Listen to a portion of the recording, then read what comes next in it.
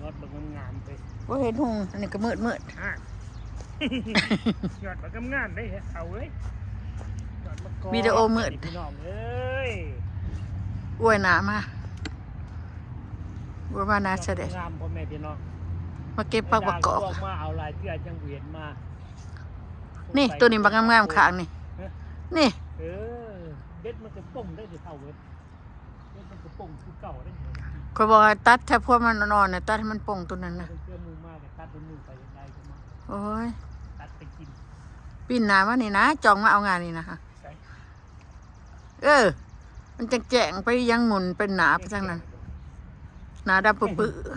อเมริกาเห็นแล้วพวกนี้มันเอาไปกินบดเขาว่า ๆกินไปใหม่ พวกดำๆเนาะ นี่งานนี่ งามพ่อแม่พี่น้องนี่ งานนี่งามๆเถอะ คนน่ะยอดมุกๆใหญ่ๆ เท่า น้อยเนาะ นี่ เอาไปร้านที่กินบุบดกิน นี่เก็บให้แน่งานนี่อีหยังสิท่านไหนพ่ออีหยังอันนี้ ลงละ เก็บปับเขาโอ้ย แขนเลย แน่กูบอกแล้ว เอาขึ้นมึงเอาขึ้นเอากูสิถ่ายเก็บแขน จับดี ไป ๆ ขึ้นไป ใจ ขึ้น สั่ ไป อย่า ขึ้น จ ไปเบิ่งตัวแล้วบินอยู่เทึงผ้าผู้ เอาเป็นเดี๋ยว ตัวแล้วโอ้โห เป็นตัวเดียว ตัวหูตัวแล้วเบิ่งนูพ่อแม่พี่น้องเบิ่งเพิ่นขึ้น เก็บมากอกเปียดกันขึ้นเลยเจ็บแขนขาน้อยเจ็บแขน โอ้ยเอา อื ตุ๊ก มตกเลยกับปลดออก พวกแม่พี่น้องงาม พาเท่ายอมาพี่ตี้พี่ยอดนี่ ๆเจ้าหักว่าเดาคอยบอกเจ้าล่ะ ฮักเอาอย่าไปฮักการแก่มันเลยเด้อลีเอาเด้อมันสิปงอีกเด้ บ่ได้เกี่ยวดอกมันไม่ถือที่อยาก อ้าวกับเพิ่นปงอีกเลย อืม กินแบบมันฮักเอามันบ่ปงได้แบบนั้นต้องลิเอา โอ้ง่ายตรงนี้ไปยังไง มึงตกคันใดจะป้าขี้ดินได้เห็นป้าขี้ดินน่ะตายเขารอได้ พี่น้องมาเก็บใบมะกอกน้ำกันมาเด้อพี่น้องเอ้ยพอยากความดีกินได้นี่ ความดีกิน พอดีกินได้พี่น้อง ก็เว้ามันถึกแน่ มาเด้อน่ะเอ้ยมาเอาเด้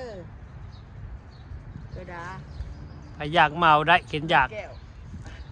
อยู่เราแก่นสปอร์ตเนี่ยไปอยากมาเอาได้บ่ได้ขี้ที่ขี้ตังหน้าที่พี่น้อง ปะมาเอาเด้อไปกินเด้อ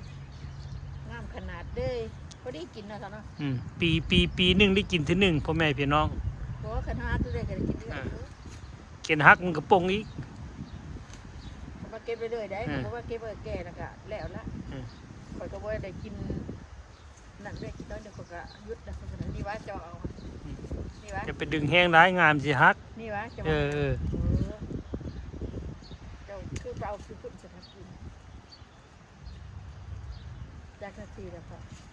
3 เออ 3 นาที ต่อจากนี้ตรงไปตรงมา คุณนะอ่านว่าว่าข่อยเก็บ มาพอแล้วจะเก็บหลายมันกินบ่เบิดเลยโอ้ยปวดแขน ได้ด่ะงานมันเป็นบ่แม่นให้มันได้6 นาทีก็จะเผาลิหลายไหมเฮ้ย ก็บ่ได้ดีหลาย กินบ่เบิดได้ แม่งามๆพี่น้อง มันงามก่อนเลยพ่อแม่พี่น้องกินกับลาบกับก้อยกับแจ่ว ข้าวประกอบมันกินมันคือใบประกอบ อืม บ่แม่นคือผักแบบปิ้นได้บ่แม่นได้ แต่ใบคือกัน แต่ว่าคุณภาพบ่คือกันได้พ่อแม่พี่น้อง ใบคือกันแต่ว่าบุ้ยหมา กินคิวๆคือบักพักมะกอกกันแล้ว หอม อืม ๆนี่กินกับปนกับลาบแซ่บๆปนเนาะค่ะเนาะ ป่นปลา ปนปลา ลาบปลาก้อยซีนโอ้ยคัก โอ้ยอดนี่มางามแท้ ปุงแสงกินเบิดเมาอีกเด้อประกาศไปในคลิปเนี่ยญาติพี่น้องบ้านเฮาโลแกนสปอร์ตไปอยากเมาเออง ามๆหอม ไป เด้ อยาก พี่ ละ น้ง มาอ้าวบ่ได้คิดที่คิดตังดอกพวกปันพี่ปันน้องกินคือกันนี่แหละ บอกคลิปจะไปบอกไปทำไมกูจะครัวอยู่แต่จะครัวอย่างวัวตูเป็นตะหัวบอกว่ามวนเว้ยกูเนาะมวนหลายมวนหลาย ประมาณ3 ปี 4 ปีเนาะเขาปลูกต้นนี้เนาะประมาณนี้เนาะ จากข้าวบจือ ประมาณนี้บ บ่จื้อต้องประมาณเอาพอแล้วติจะหักหลายพอแล้วลงมา อ้าว อันลงมาเอาไม้สู้คนได้ แม่นบ่พ่อแม่พี่น้อง กระตกพี่น้องเลย เก็บตกจริงหนึ่งอเมริกาก็เห็นมันเขาเก็บพักหยังนี่เขาเลยฟ้าแล้วเขาเก็บไปกินบ่นี่ นี่ตัดยานี่ลง พอตัดมันนะบางเทื่อหมูมาขอก็ตัดลงมาให้เขา เบาพื้น อืม สี่ให้ตัดงาตัวมันเด็กกันไปนี่ตัดไปค่ะตัดลงแล้วก็ อยู่เมืองโลแกนมีต้นเดียวนี่แหละพ่อแม่พี่น้อง บ่มีไฟมี บ่มีไผมีอีก ขน้อยมีผู้เดียว ขน้อยมีผู้เดียวกินคนเดียว โอ้ยบ่ได้กินคนเดียวจะกินพี่น้องป้าดูมาเอาก็ไปกินน้ำกัน ลุงแสงอยากมาอีกเด้อลุงเด้อคอยบ่อยู่เฮือนก็มาเอารถเข็นอยากกัน เอาจะได้รับขึ้นได้ว่าเราบ่มีคันใด แล้วก็ปิดเอาตัวงาต่ำนี่แหละ เป็นไงพี่น้อง เพิ่น นะ ว่ายังไงเพิ่นเบิ่งไกลๆพุ่นเนาะยอดมันน่ะเห็นบ่พ่อ ไก แม่ ลๆได้ พี่น้องอ่อนๆได้พ่อแม่พี่น้อง กินแซ่บด้วยพี่น้องเอ้ยกับปนกับแจ่ว ไผบ่เคยกินต้องเอาไปลองกินเบิ่งกินแล้วติดใจเด้ ไอ้ป้าดูมาเอาก็ติดใจว่า ลุงแสงซองเถื่อแล้วเมา ก็มันแซ่บ แซ่บแล้วว่ะโอเค มันก็สิ ขอบคุณขอบใจ จักหน่อย ญาติพี่น้อง สูบด้วยจักหน่อย